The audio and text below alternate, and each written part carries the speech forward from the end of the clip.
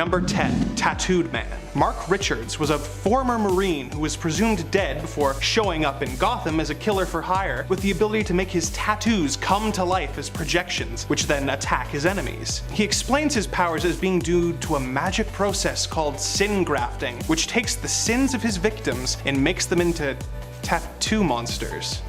Now, that's comic booky and fun, but that's also incredibly vague. Why are sins turning into tattoos? Which sins are worth a tattoo monster? I don't know, it's just weird to me that none of the heroes or villains he comes across ever seem to ask any follow-up questions. Number 9. The Fisherman. Fisherman is an Aquaman villain who often works as a smuggler, running weapons to Atlantean rebels and using trained dolphins to run drugs into France. He uses a large fishing pole with super strong fishing line to attack and tie up his enemies, as well as a series of specialized lures that blow up or shoot gases at his enemies. Dumb, but pretty straightforward. What makes him so confusing is that it has since been revealed that his helmet is actually a sentient parasite that takes over their host's mind and makes them commit fishing-related crimes. Kind of like if Venom was a retired dad. What I don't get about this is why would a parasite give its host the ability to be good at fishing? Was the parasite formed in a Bass Pro Shop? Backstory and the theme of this villain just do not match. In case you're thinking, maybe it was the host's idea to go with the hobbyist theme. Each time the parasite has bonded with a new host, that person has also taken on the identity of the fisherman. So it is the parasite's choice to continue with the fisherman theme. Number 8. Swarm. Fritz von Meyer was a Nazi scientist who came across an irradiated beehive and began experimenting on the bees, hoping that he would be able to control them to do his bidding. The experiment went wrong and the bees turned on him, devouring Fritz. As he was eaten by the bees, his consciousness was spread between all the bees in the hive. So he was granted control of the bees, but at a weird, twisty cost. He uses this ability to control bees, to form them into a body-like shape, and tries to cleanse the earth of all humans. He can also form other shapes out of bees and use them to attack people. I don't get it. I mean, radioactive or not, why would getting eaten by bees, who only eat pollen by the way, cause you to become a hive mind? Look, he's a very visually interesting villain, but he raises a lot more questions than he answers. Number 7. Mr. Mxyzptlk. Mr. Mxyzptlk is a fifth-dimensional being who has developed an obsession with Superman, and he likes to spend his time harassing the Man of Steel and putting him through various ordeals for his own amusement. He can fly, teleport, and create essentially anything he likes just with a thought. He's also a character with cosmic awareness, sometimes speaking directly to the reader as though he's aware of his place in a comic book. A lot of his powers are explained by saying that he can manipulate reality. However, what's weird is his weakness is that if someone tricks him into saying his name backwards, he's forced to return to the 5th dimension for 90 days and undo any damage that he caused. Look, if he can do what he wants, why does that work? This is a creature that can bend reality to his will, yet he's repeatedly brought down by saying a word. Is this self-imposed? Is he just trying to be a good sport? Neither would surprise me, but the only thing I know for sure about Mr. Mxyzptlk is that nothing he does really makes sense. That's kind of the point. Number 6. Polka Dot Man. Although he doesn't technically have superpowers, this villain's gimmick is too confusing not to get into. Polka Dot Man commits crimes by tearing off the various colored dots on his costume, throwing them, and then letting them expand and morph into the various gadgets that he needs. For example, he can tear a dot off, transform it into a buzzsaw blade, and throw it at Batman and Robin as he escapes on a flying saucer, as he does in his first appearance in Detective Comics number 300. Well, I can suspend my belief when I see Batman pull whatever he needs out of his utility belt. The idea of Polka Dot Man being able to carry around full vehicles on his costume is just too much. What makes it even more confusing is we've never received any explanation for how this works. His origin and powers were altered and frankly improved in the live-action adaptation of The Suicide Squad, where it was revealed that his mother had been a scientist at Star Labs who had exposed him to an alien virus in an attempt to give him superpowers. This resulted in him being able to cast glowing colored dots that destroyed whatever they came into contact with. Number 5. Video Man. Video Man first appeared in Spider-Man Family featuring Amazing Friends number 1. He is a giant two-dimensional, 8-bit creature that only yells video game phrases like "Destroy all combatants." He can shoot energy blasts from his arms that can blow up whatever they hit, which I can get on board with. But what makes him so confusing is that we're given zero context or explanation as to who or what he is or where he comes from. He just shows up and attacks Spider-Man and Iceman. At first I thought maybe he'd actually escape from an arcade game, but once he's destroyed, the heroes discover an internal processor unit, which implies that he was created by someone and designed for the purpose of destruction. But who created him? More importantly, how did they create him? Will we ever find out in another appearance? No, because he never showed up again. Number 4, Hammerhead. Former mob hitman who was critically injured on a job gone wrong. Hammerhead was taken into surgery and given a steel alloy plate, which gave his head its distinctive odd appearance. Although this barely qualifies as a power, he is known to attack his enemies by literally charging headfirst into them. He regularly smashes his head into walls and takes blows to the head from Spider-Man, seemingly brushing them off due to the metal plate on his head. This makes no sense if you know anything about how concussions work. In extremely basic terms, a concussion is caused when your head gets hit and your brain bangs against the inside of your skull, thus damaging your brain. So, even if the steel plate prevents Hammerhead's skull from breaking, the sudden shock of smashing into a wall or taking a punch from a superhero with the proportionate strength of a spider would still cause him severe brain damage. It's why football players get concussions despite wearing helmets. Even once Hammerhead's brain was transferred into an adamantium skeleton by Mr. Negative, this same weakness would remain,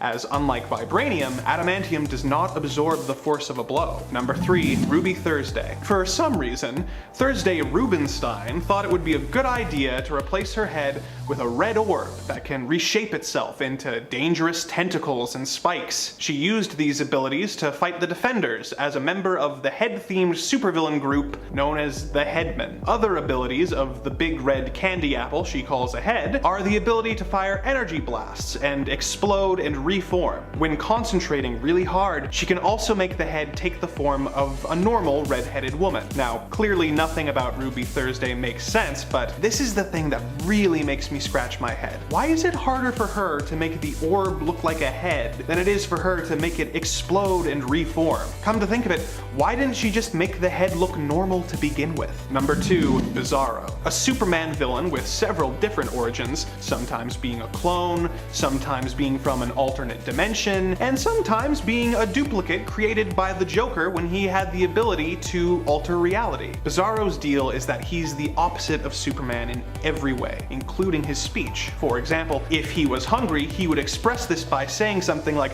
"Bizarro am full and no want pizza." He has superpowers, but in true Bizarro fashion, they manifest themselves as backwards versions of Superman's. So instead of heat vision and Arctic breath, Bizarro shoots ice beams out of his eyes and blows fire. What makes Bizarro's powers so confusing is the inconsistency that comes with them. His whole gimmick is supposed to be that he has the opposite powers of Superman, yet unlike Superman, he still has super strength and speed. You might think that I'm reading too much into this, but in All-Star Superman number 8, when Superman visits the Bizarro world, he sees a Bizarro version of the Flash who boasts that he has a top speed of 2 inches per hour. So, by this logic, Bizarro should be weak and unable to fly, yet he still manages to consistently hold his own in fights with Superman. As Bizarro would put it, that makes perfect sense. Number 1, Kangaroo. When he was a child, Frank Oliver was obsessed with kangaroos. He would study them from a distance and even spent time living among them so that he could learn to mimic their abilities. When he grew up, he became a criminal who used his jumping abilities to commit robberies and then leap away like a kangaroo. Although he was later given augmentations that heightened his abilities, in his first appearance in Amazing Spider-Man number 81, he's just a normal human who can jump like a kangaroo. That's a bit far-fetched, even for a comic book. But let's give him the benefit of the doubt and say that he studied kangaroos so well that he learned to jump just as well as them. It still doesn't add up. Let's crunch some numbers. A kangaroo can leap a distance of about 25 feet, which is undeniably impressive. Now,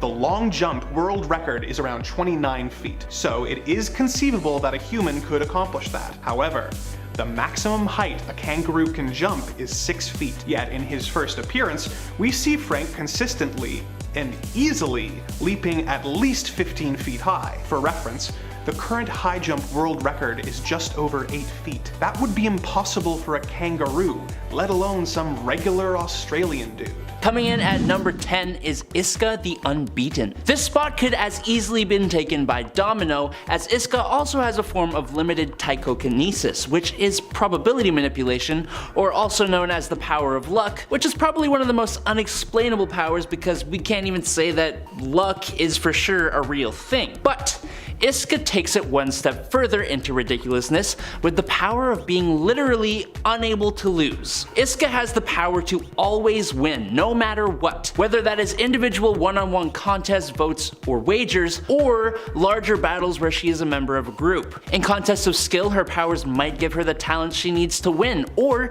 she might just win through, quote, improbable circumstances. In larger battles or wars, her powers detect the probability of both sides winning and have literally led her to defect from the losing side and join the winning side, meaning she still personally wins. It's not that we don't understand it, it's that it can't even properly be explained without sounding utterly ridiculous. Love Iska the Unbeaten though, great character. Number 9, Rainbow Girl. She is the first superpowered individual on this list affiliated with the Legion of Superheroes, but she definitely won't be the last. The team seems to be just a sticky flytrap for all the random and wacky superheroes out there in the universe. Unlike some others though, Rainbow Girl didn't actually make it onto that team as her powers were deemed not useful enough. Instead, she made it onto the Legion of Substitute Heroes, which I'm assuming is the Legion that villains either don't listen to, or the Legion that just puts on a movie for villains to watch instead of just teaching them.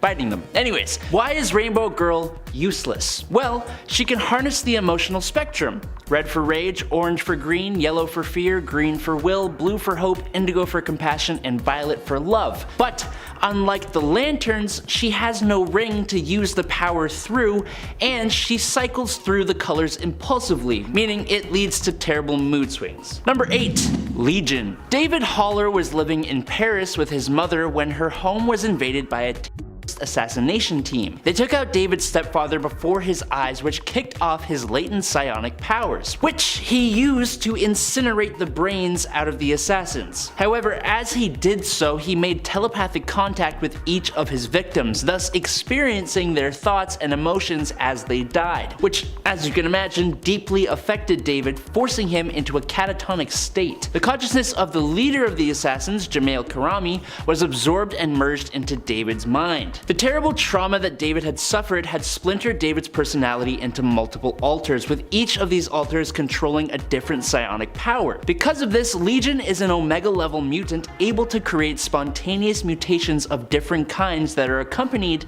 by new personas or alter egos to govern each one of these new mutations. Now, David himself stated that he had in his mind 200 Omega level split personalities, but the X-Men Rogue stated that while she was inside Legion, she was connected to thousands of types of powers, and there were more, quote, being born all the time. How this works, I have absolutely no idea, but it does, and he is scary. Number 7, Matter Eater Lad. Honestly, Tenzil Kem's power, one shared by his whole race, gives me more questions than it gives me answers. Matter Eater Lad's main shtick is that he can eat any substance of matter in any form, solid, liquid, or gas, in any amount at super speed. Bismalians, which are his race, come from a planet where over time microbes made regular food inedible. In turn, their species evolved to be able to eat any form of matter thanks to producing a variety of digestive enzymes that act on specific substances,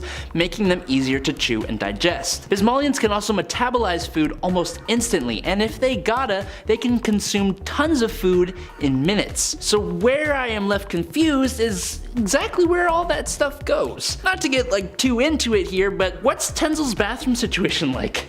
Also dental. I'm assuming their teeth are of a denser material than human teeth. One Bismalian who was part of the Yellow Lanterns ate people, which caused him to get his teeth removed as punishment, but he then had those replaced with Bismalian steel, allowing him to bite through almost anything. So my question is, could he not bite through anything before? Also, if Tenzil eats a whole asteroid, which he has done before, where does he poop? I just have so many questions questions and like no answers. I would just one answer. Number 6, the Flash. Wally West is easily the fastest of all the speedsters out there. He has an almost spiritual connection to the Speed Force that allows him to do a great number of things, from traveling time to creating electrical energy constructs. Thanks to a heart condition, Wally has even been able to freeze time, which basically allows him to move at super speed without actually moving at super speed. And if you can explain exactly how that works to me, I will give you $1 single. That's all I got. The Speed Force is basically time, the representation of reality in motion, being the very cosmic force that pushes space and time forward. So how is it that people can hold chunks of it, or create lightning constructs with it, or absorb speed and momentum from other people or things? As a concept for time and a cosmic force, it is really hard to both wrap your head around it and explain the Speed Force and all the things that speedsters like Wally West and Barry Allen are able to do with it. You kind of just have to accept that this is what it is. Number 5, the Hulk. Everyone knows Hulk's ability to turn into a big old green monster and rip things apart with a strength that increases based on his anger. But what many of you may not know is that Hulk actually possesses a much more subtle ability to see astral projections and ghosts, and even interact with them if he chooses. Hulk's astral form perception has come in handy when working with Doctor Strange as a defender. But why does Hulk have this ability? Well, Bruce Banner subconsciously feared his father's ghost would come back to haunt him, like literally come back to haunt him. And so the Hulk just developed this mechanism to allow him to look out for that ghost, and I guess other ghosts as well. There isn't really more to it. Hulk just developed the ability that is something usually reserved for telepaths. For the super intelligent Bruce Banner, it would make a bit more sense, but it's been suggested that for Bruce, the clarity of the astral forms is diminished when compared to the telepathically resistant Hulk's ability to view them. With Immortal Hulk and the connection to the One Below All, perhaps that could serve as some kind of fan explanation, but we don't have a real one, so no. Number 4, Gin Genie. Gin Genie was a mutant, but unlike almost any other mutant ever, her powers were directly dependent on how much alcohol she consumed. Becca Parker had the power to generate seismic vibrations proportionate to her amount of alcoholic intake. As you can imagine, being intoxicated in order to use your superpowers can be rather interesting. It seems like one of those things you should add to the list of things you shouldn't do while under the influence. Like, don't drive, don't operate heavy machinery, don't use your superpowers to cause seismic vibrations, that kind of thing. Unfortunately, we do not get to see her use her powers that much, or get an explanation for why alcohol fuels said powers, because Gin Genie is de-lifed in the same comic that she was introduced in, X-Force number 116 in July 2001. Number 3, Superman. Back in the day, while Superman was a fairly new being, he would kind of have whatever superpower he wanted / needed at the time, until eventually his set table of powers was established. But there is one new power that appeared in 1958, Superman number 125, where Superman learned to fire a tiny version of himself out of his hands. After discovering a tiny spaceship that blows up in his face, Superman loses all of his abilities minus, interestingly, his invulnerability. Luckily, he gained the ability to literally fire a doll-sized version of himself out of his hand that had all of his powers and would go and beat up criminals or melt icebergs. What's hilarious is that Superman even got jealous of the little mini him. When a guided missile was on its way to the Eiffel Tower, he sent out his little buddy and an onlooker shouted, "How cute!" To which he said, "Cute? What nonsense!" Fortunately for Superman, his mini-me was destroyed by a kryptonite meteorite and Superman's powers were restored to him. Number 2, Color Kid. Ulu Vac from the planet Lupra is the hero known as Color Kid, and his name does indeed suit his abilities. Vac was struck by a multicolored beam of light from another dimension that granted him the incredible power to alter the color of objects and people, and that is literally all he can do. It's stated that this power is probably caused by him changing the spectrum of light around the person or thing, but there are no real explanations given. It also does absolutely nothing for him or anyone else. Color Kid decided to use this power to go and audition to be a member of the Legion of Superheroes, and what do you know, he was rejected from the team and his powers were deemed useless. While it may be true, it feels a little bit mean, but at least he got in with the Legion of Substitute Heroes, so there's that. And in at number 1 is El Guapo. Robbie Rodrigo Rodriguez, who goes by El Guapo, is a mutant from the Marvel Universe. But that kind of opens up a whole bunch of questions because Robbie doesn't seem to have any powers of his own, unless you consider his symbiotic relationship with his flying skateboard a superpower. His wiki page refers to this as a idiosyncratic manipulation, suggesting that Robbie actually has total control over his skateboard. But the problem with that statement is that his skateboard also acted with a mind of its own, like when it beat him up for cheating on his girlfriend. Now, an argument could be made that perhaps it's his own subconsciousness beating himself up for doing the wrong thing, but that's just a me theory, and Marvel did not state this to be true or even explain his ability at all, really. It's not telekinesis, and the board seems to have a mind of its own. I don't know, you tell me what you think. Number 10, Chamber. Chamber is a weird character, but also a beloved character. Like many weirdos that I love to talk about, Chamber is also a mutant. His name is Jonathan Starsmore, and while he may actually have the potential to be considered Omega level, that doesn't make his powers any less weird. His powers relate to the fact that he is actually made out of pure psionic energy, or at least he was once his mutant powers manifested. When his powers first manifested, as a result, they blew a massive hole in his chest and his face, basically blowing off his jaw. While many people would be immensely harmed or even killed by such an occurrence, Chamber was not. Jono, as a result, no longer needed to breathe, eat, or drink, and his blood even did not need to course through his veins to keep him alive. As such, he is typically seen with a scarf or some other piece of clothing covering the lower half of his face, because you know, it's not there anymore, and he communicates telepathically, as his jaw was blown off when his powers first emerged, so you know, kinda hard to talk without a jaw. Number 9, Flatman. Flatman, or Matt to his friends, is a mutant with the power of being flat and being able to stretch his limbs. He got his start working as a Mr. Fantastic impersonator at parties before eventually deciding to go into the hero business himself, joining the Great Lakes Avengers, assuming the false identity of Dr. Val Ventura. In addition to his stretching powers, Flatman can also make himself nearly invisible by turning to the side. Now, Mr. Fantastic's powers barely make any sense and are weird, but Flatman takes this to a whole new level. Unlike Mr. Fantastic, he must remain two-dimensional when using his powers, which brings up a lot of questions about the placement of his internal organs. But he is well versed in a made-up fighting style he calls origami fu.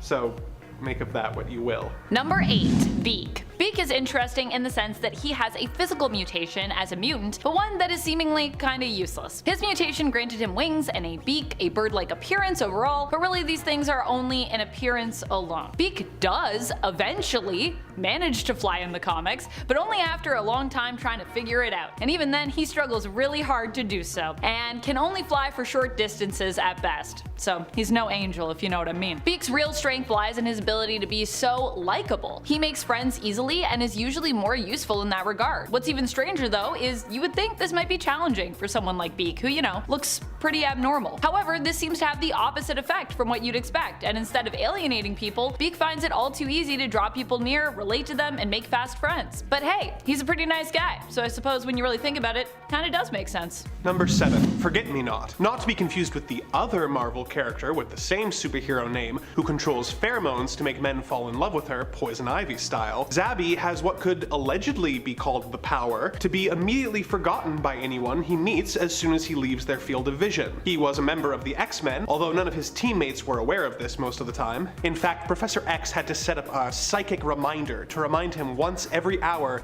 that Forget-Me-Not existed. He had his uses and was especially good at reconnaissance missions, but once Xavier died, he became depressed and left the team. They didn't notice, despite the fact that he gave the eulogy. In the years since, he has taken up work on the mutant island nation of Krakoa as a detective, partnered with the Juggernaut. They make a good team considering that Juggernaut never remembers that he has a partner. Number 6, Zeitgeist. Zeitgeist is known for his weird power, which when it first manifested, actually scarred the face of a young woman he happened to be making out with at the time. His power is that he is acidic vomit, which I'm not really sure how you could best utilize that, and it would definitely make for quite the hazard if you had the flu flu and you're feeling really nauseous. He wears a protective mouthpiece to help prevent any other dangerous cases from happening. Zeitgeist's acid vomit is powerful enough that it can actually burn through solid steel. But other than that, he is just somewhat more durable than your normal mortal human, which I guess makes sense. If you are someone who can vomit acid, you have to be fairly durable to even be able to do that and live. Axel Clooney is a mutant and used to be the leader of the X-Force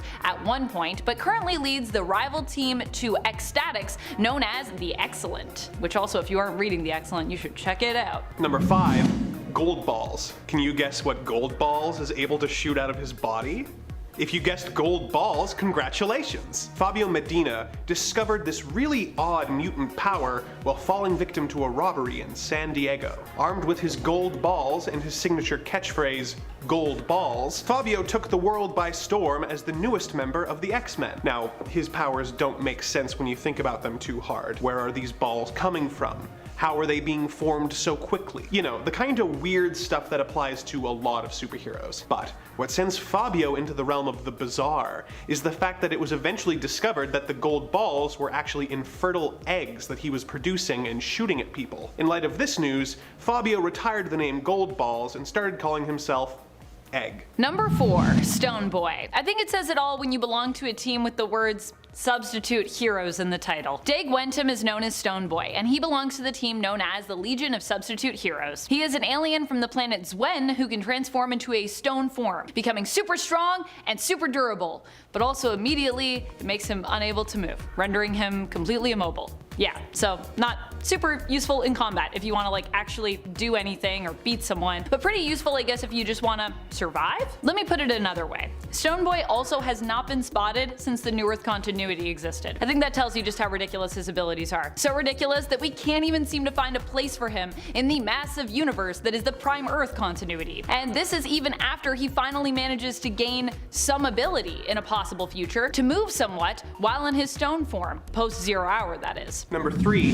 3D Man. When the Skrulls abducted test pilot Chuck Chandler, the human proved more wily to deal with than they anticipated. He tried to escape on his rocket plane, but accidentally caused an explosion that destroyed both the Skrull ship and Chuck. Bizarrely, Chuck's brother Hal witnessed the explosion, which caused Chuck to become a two-dimensional being living in Hal's glasses, imprinting an image of Chuck in each lens. If you think that doesn't make much sense, just you wait. When Hal wears the glasses and concentrates really hard, he can merge the two images of his brother, causing Chuck to emerge as the 3D Man. When freed from the glasses, 3D Man has 3 times his normal physical abilities because, 3D. As an extra bonus, Hal falls into a coma every time 3D Man comes out of his glasses, only waking back up when his brother returns to the glasses. This is a confusing and convoluted gimmick that doesn't really seem worth it if all it does is free a hero who's not particularly useful. Also, the name 3D Man must be confusing for characters who don't know every detail about his life. I mean, most things are in 3D, right? Number 2. Arm Fall-Off Boy. Arm Fall-Off Boy has to be one of the weirdest ones out there. Unlike another odd hero, Bouncing Boy, who eventually in the Prime Earth continuity achieved his dream, Arm Fall-Off Boy has never made the cut for the Legion of Superheroes.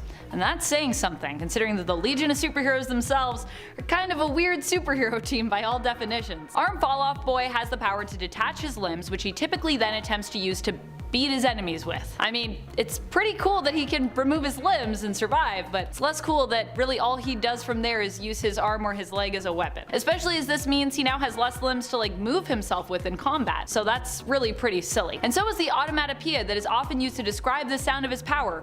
Plorp. What a great onomatopoeia. Number 1.